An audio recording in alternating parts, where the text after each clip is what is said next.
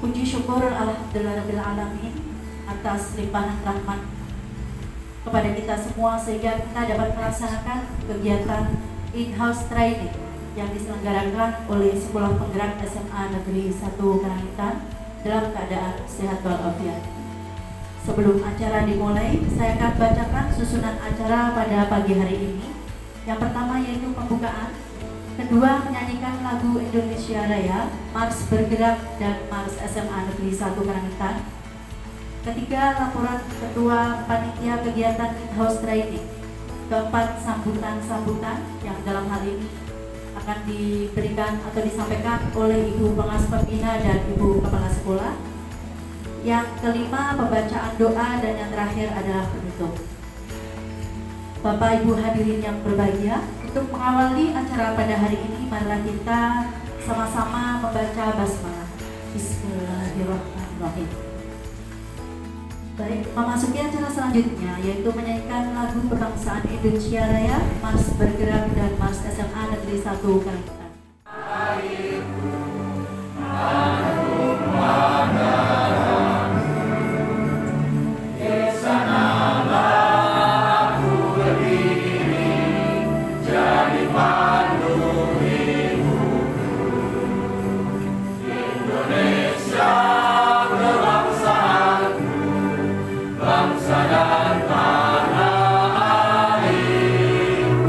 Marilah kita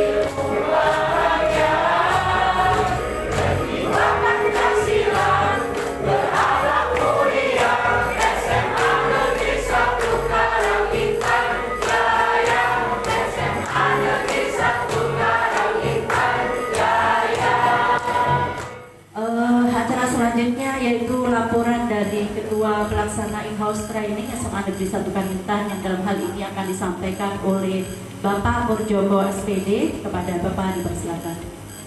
Pertama-tama marilah kita memanjatkan puji dan syukur kehadirat Allah Subhanahu wa taala, di mana pada kesempatan hari ini kita masih diberikan kekuatan, kita masih berada dalam kondisi sehat walafiat untuk bersama-sama berhadir pada kegiatan in-house training IHT yang kita laksanakan di penghujung akhir tahun ajaran 2022-2023 tentang penguatan implementasi kurikulum merdeka pada tahun kedua fase F di Sekolah Penggerak SMA Negeri 1 Karangintang. Bapak Ibu sekalian yang berbahagia, dalam kesempatan ini saya selaku Ketua Panitia In-House Training tentang penguatan implementasi kurikulum merdeka pada tahun kedua fase F di Sekolah Penggerak SMA Negeri 1 Karangintang tahun pelajaran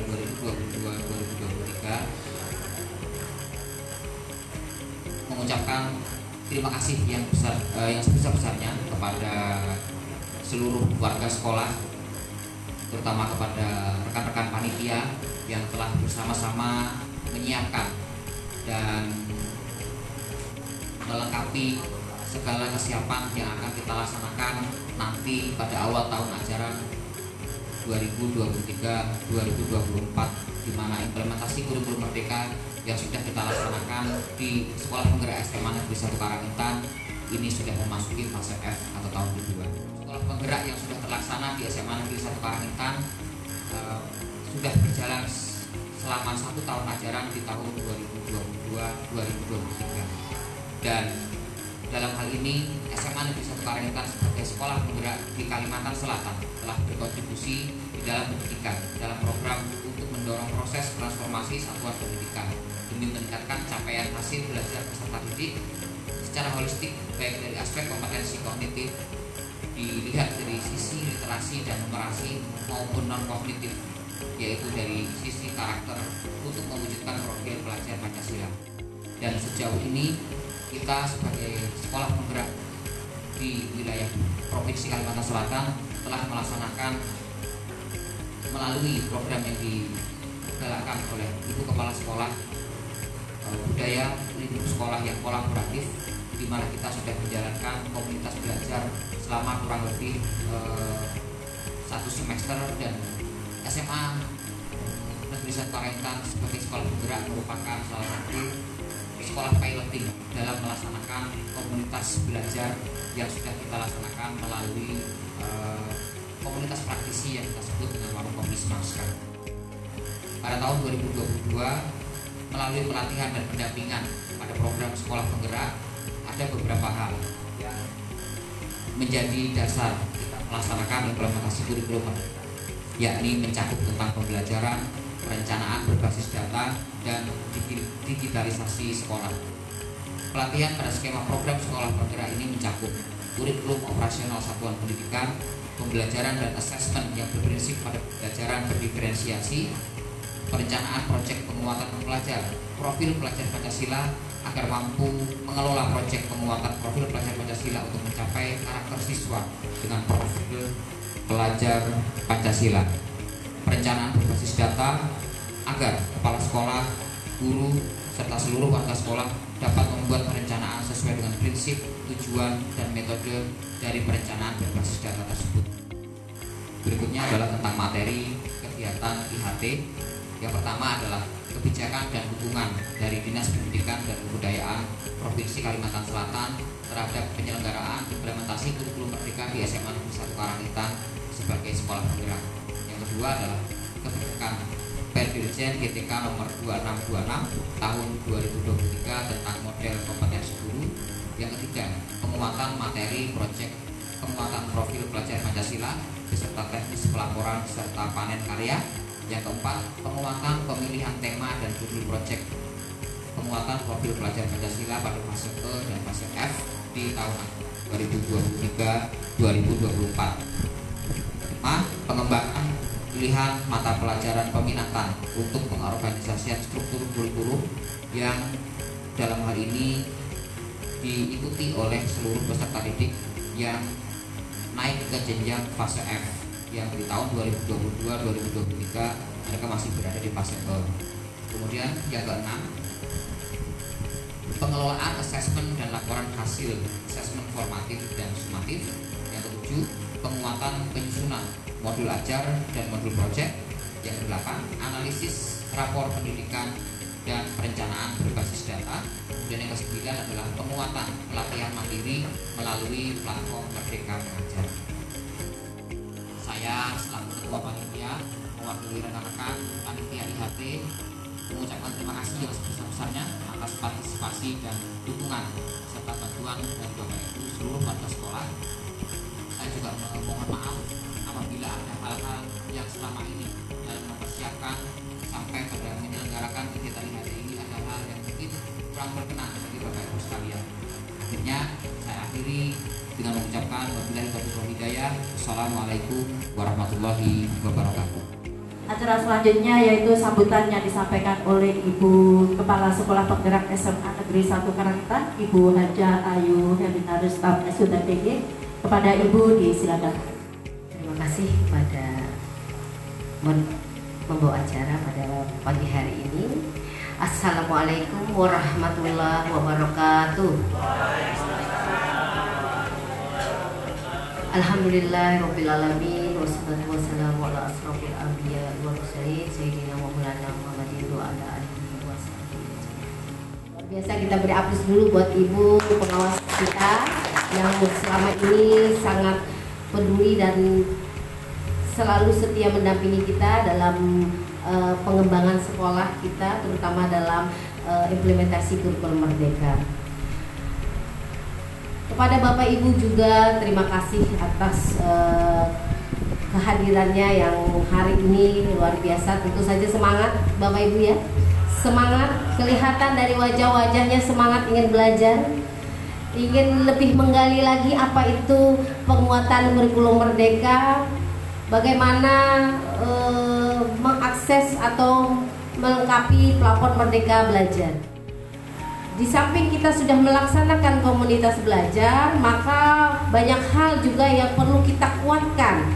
Terutama di tahun ajaran baru ini, kita masuk pada tingkat tahun kedua dari pengembangan implementasi kurikulum Merdeka, dan tentu saja tahun ini akan menjadi 2 tingkat kurikulum yang dilaksanakan di fase E dan di fase F.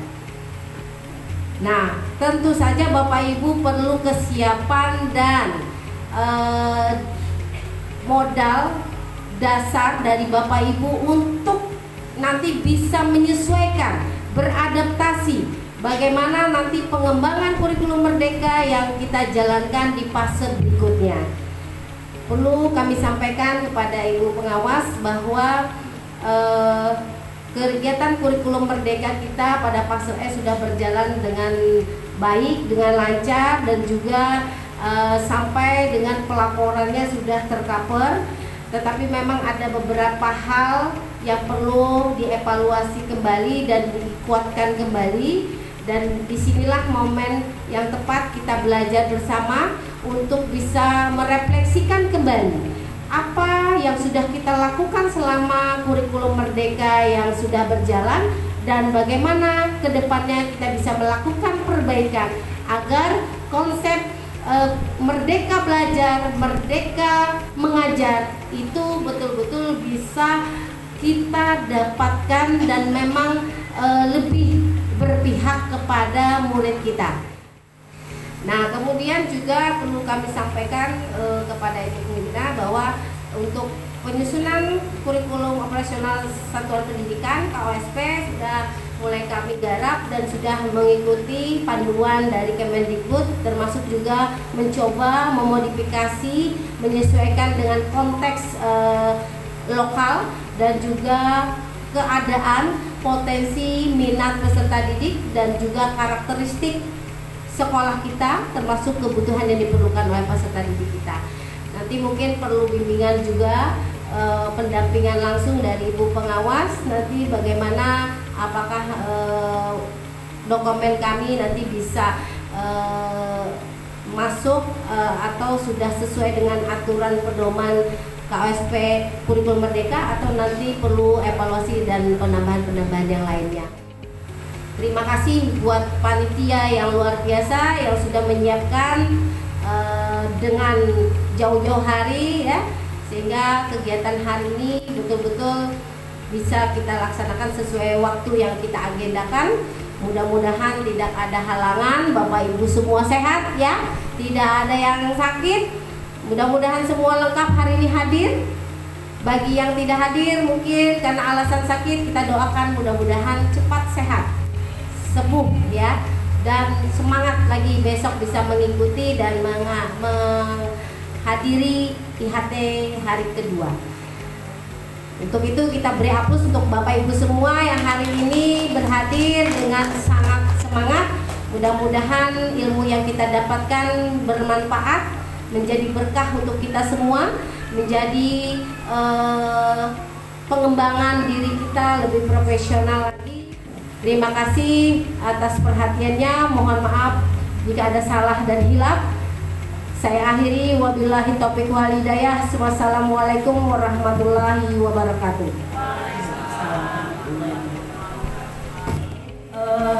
Marilah Bapak Ibu kita simak bersama sambutan dari Ibu Pengawas Pembina sekaligus yang akan membuka acara kita nanti secara resmi mewakili Dinas Pendidikan dan Kebudayaan Provinsi Kalimantan Selatan kepada Ibu Ida Haryani SPD MPD. Dipersilakan.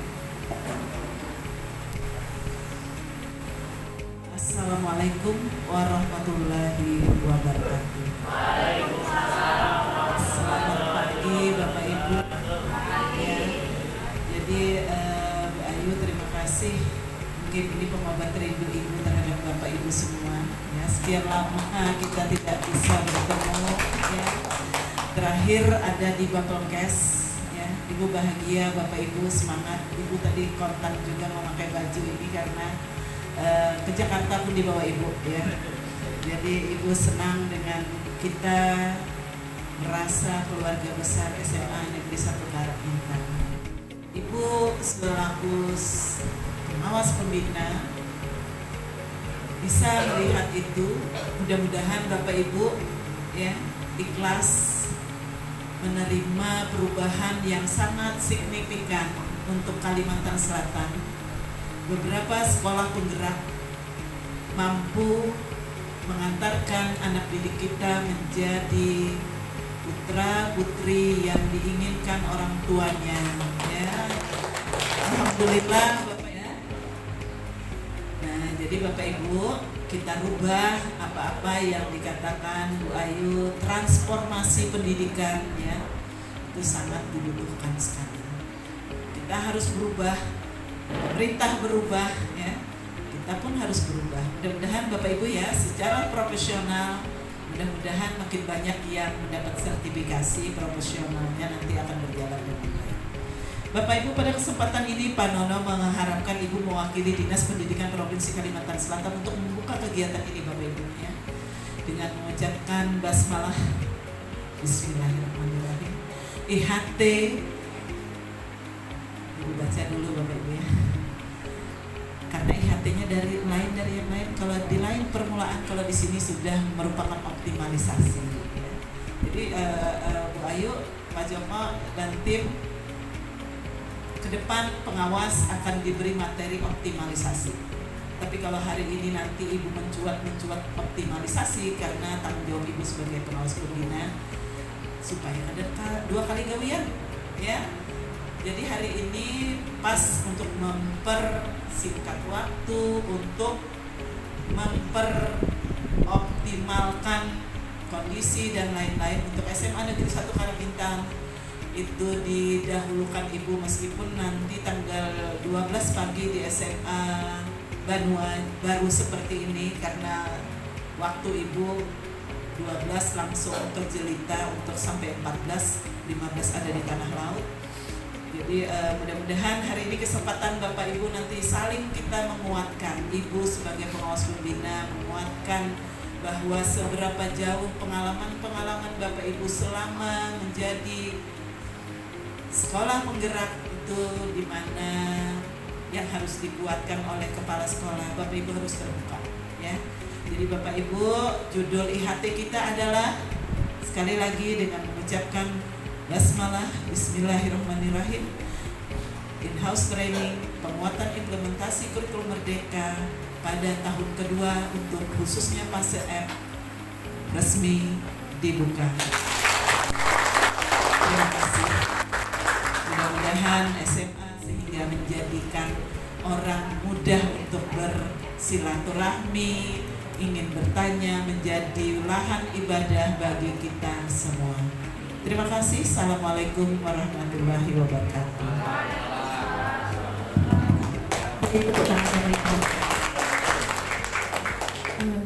Demikian acara pembukaan in-house training telah kita lalui bersama. Saya selaku pembawa acara, mohon maaf apabila ada kesalahan. Akhir kata, wassalamualaikum warahmatullahi wabarakatuh.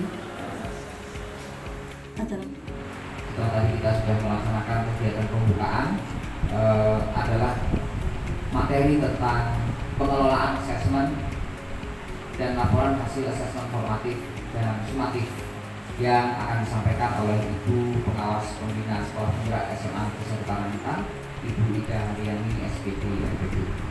Sebelum Ibu Ida memulai penyampaian materi beliau, alangkah baiknya saya bacakan biodata tentang Ibu Ida Haryani. Beliau lahir di Banjarmasin tanggal 16 April 1970. Kemudian alamat rumah beliau adalah Jalan Mustar Toko Kusumo Komplek FMC Blok C nomor 9. Beliau berdinas di Dinas Pendidikan dan Kebudayaan Provinsi Kalimantan Selatan. Itu adalah sekilas biodata tentang Ibu Ida Haryani. Dan marilah Bapak Ibu sekalian, kita simak bersama-sama materi yang akan disampaikan oleh Ibu Ida Haryani tentang pengelolaan asesmen dan laporan hasil asesmen formatif dan sumatif. Kepada Ibu Ida Haryani SPP MPD, dipersilakan. Sebenarnya asesmen di sini bukan asesmen baru karena ada dua, ada kuantitatif berupa nilai-nilai yang menjadi rata, ada kualitatif yang merupakan komentar Bapak Ibu yang menyatakan orang tua biar tahu apa sih kelebihan atau yang perlu menjadi bahan perbaikan untuk anaknya, ya, anak didik kita, sehingga sama Bapak Ibu nanti diakreditasi rekomendasinya bunyinya demikian. Hari ini asesor sedang memperbaiki, alhamdulillah Bapak Ibu mendoakan Ibu. Ini masalah berfokusnya hanya bila ulangan umum sumatif saja. Padahal formatifnya itu lebih detail, kada saka hendak. Tetapi kalau sumatif ada unsur apa Bapak Ibu? Nilai aja sama semuaan. Lalu gurunya himung pula. Ada dua kategori guru. Guru senang melihat nilai jelek atau guru senang nilai anaknya di atas nilai semuaan. Itu guru yang salah. Daya pembeda kada. Ya. Dikhawatirkan bagus semuaan bocor. Dikhawatirkan salah semuaan berarti kada sesuai indikator yang di dalam kelas. Ini Bapak Ibu, ini problem yang terjadi di SMA. Ini pertanggungjawaban Ibu dengan kabin, ya. Ya. Jadi asesmen kita pasti merupakan sudah terpadu, sudah reliable antara nilai guru matematika dengan guru fisika tidak jauh berbeda. Itu tanda-tanda reliable, ya. Oke, makanya penguatan aja Ibu nih. Nah, akibatnya di bawah mudah terbaca hasil asesmen, kita tidak akan salah menjadikan anak mencapai cita-citanya, ya. Untuk ke fase F, mutu pembelajaran pasti lebih meningkat, nyaman dibawa anak dari kelas 10 menjadi kelas 11, tidak akan punya masalah. Mungkin Bapak Ibu tanya Bu, saya mewakili tim BK terkait dengan asesmen kognitif ya. Kalau dalam BK itu ada program bimbingan belajar ya Bu. Nah di situ ada lamban belajar dan kesulitan belajar yang dihadapi oleh siswa. Nah, apakah pada saat guru mata pelajaran melaksanakan asesmen kognitif baik itu yang formative learning maupun summative itu apakah perlu nanti bagi peserta didik yang barangkali pada mata pelajaran beliau itu berada pada level rendah itu perlu disampaikan kepada guru BK sehingga nanti diketahui apakah peserta didik tersebut termasuk peserta didik yang lamban belajar, kesulitan belajar, nah seperti itu Bu, sehingga ada kolaborasi antara guru nakal dengan guru BK. Mungkin itu saja Bu pertanyaannya. Program. Yang pertama layanan pribadi, yang kedua layanan sosial, layanan akademik. Beda ya pribadi dengan akademik. Yang ditanyakan Bu Hesti akademik. Makanya tadi Ibu bilang Bu Hesti masuk ke Kombel. Bila Kombel matematika, bila Kombel IPS, sedang Bu Hesti boleh masuk. Bapak Ibu yang di Kombel juga bisa secara pribadi menyatakan karena itu ada di layanan akademik Bu Hesti. Terhubung dengan semua mapel, apakah anak yang lebih, apakah anak yang kurang itu menjadi catatan oleh BK karena ingin memberikan layanan akademik. Beda dengan layanan pribadi. Kalau layanan pribadi kan ada hubungannya dengan akademik. Jadi ada 4 Bapak Ibu yang dicari nanti oleh asesor. Ya siap-siap, ada layanan pribadi. Lalu selain programnya, Mbak Westi siap dengan buku anekdot layanan pribadi tadi. Ibu menyebut anekdot aja ya. Breaking dulu biar semangat. Silakan Bapak Ibu berdiri kan, silakan moderator memandu ice breaking. Baru pagi, tepuk siang, tepuk malam, tepuk malam. Ya, luar biasa Bapak Ibu untuk mengulang sedikit tentang pemilihan tema kita, maka kita mungkin harus sedikit melirik atau melihat kembali yang dimaksud profil pelajar Pancasila itu seperti apa. Karena nanti apapun proyek yang kita kerjakan, yang kita lakukan itu harus berdampak pada terwujudnya pelajar profil pelajar Pancasila yang memiliki nilai-nilai Pancasila sejati.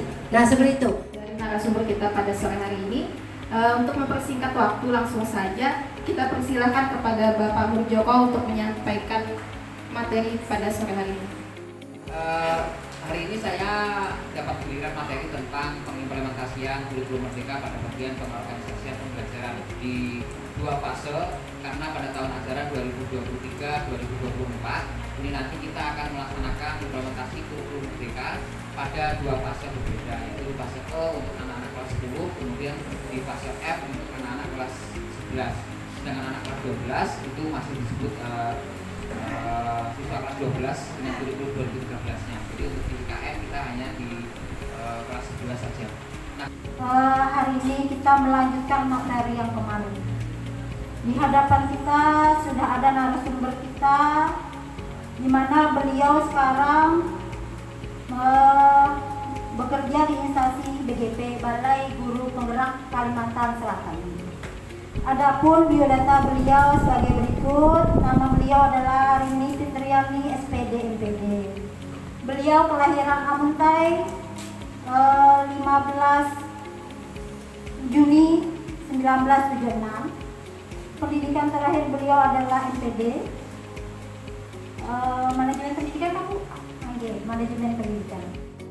Kemudian pengalaman pelatihan dan pendampingan beliau merupakan pelatih ahli sekolah penggerak angkatan 1, kemudian beliau adalah instruktur fasilitator PSP angkatan 2 dan instruktur narasumber angkatan 1 dan 2.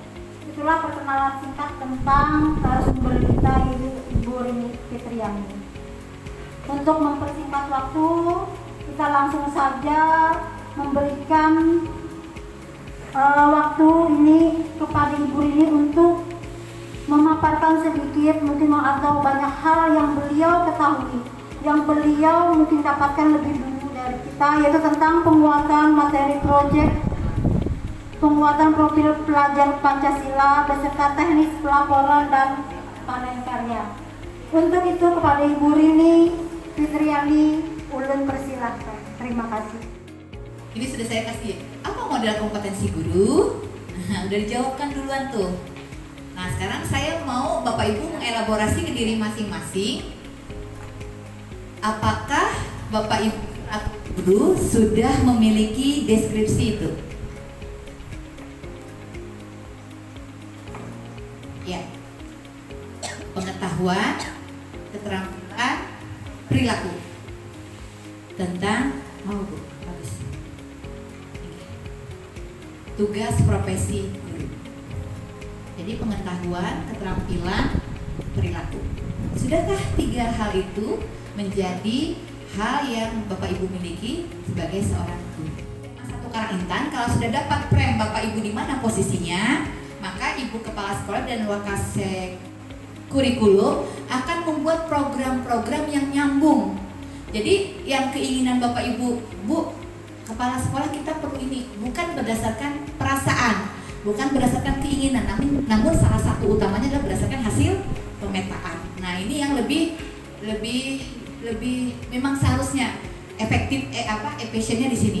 Contoh rapor pendidikan. Bapak Ibu kalau membuat kegiatan program sekolah, kalau rapor pendidikannya warnanya hijau kan tidak terlalu dipakai. Tetapi bila merah, kuning, ini yang perlu kita prioritaskan. Nah, ini dasarnya. Sama dengan ini. Yang saya tanyakan adalah kan di tempat kami ini juga mengadakan kegiatan supervisi akademik atau supervisi klinis. Nah, apakah hasil dari supervisi klinis ini ada hubungannya dengan pemetaan ini?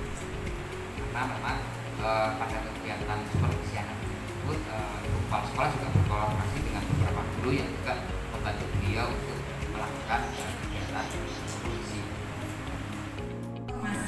Dengan informasi yang lain, datanya menjadi satu pendukung, beberapa sumber data dukung. Ini tidak berdiri sendiri, Pak, tetap berkaitan, jadi bisa diambil bersamaan, bisa diambil misalnya saat supervisi akademik, ada guru lain juga di dalam, silakan sambil langsung untuk refleksi. Kemudian guru-guru yang tadi supervisi akademik saja yang diceritakan ya. Oke. Baru 2 bulan lahiran. Ini diterapkan. Nah, jadi Bapak Ibu, rapor pendidikan ini berbeda sama rapor pendidikan Indonesia itu memang berbeda dengan rapor mutu ya.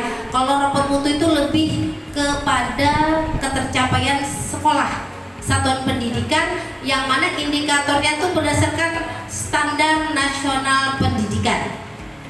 Ya Bapak Ibu ya, dari standar nasional pendidikan, datanya diambil dari Dapodik kita, dan juga sumber lain yang diidentifikasi oleh satuan pendidikan, termasuk hasil asesmen nasional atau ANBK ya, itu termasuk data hasil rapot kita.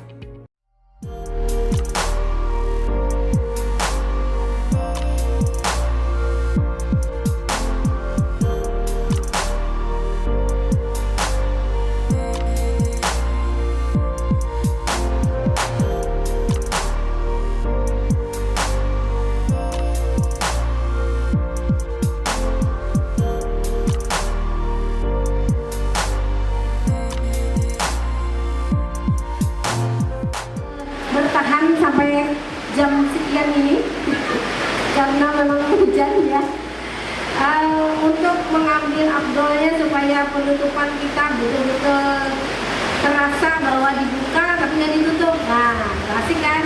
Jadi kalau dibuka ditutup berarti kita orang yang bertanggung jawab. Ditutup, dibuka, ditutup. Gitu. Baik, dengan mengucapkan hamdalah, alhamdulillahirobbilalamin, kegiatan in-house training di Sekolah Penggerak SMA Negeri 1 Karangintang dengan tema penguatan implementasi kurikulum Merdeka di tahap tahun kedua pada fase E dan F yang sudah kita laksanakan dari tanggal 6 sampai dengan hari ini, hari Minggu, tanggal 9 Juli 2023 secara resmi kita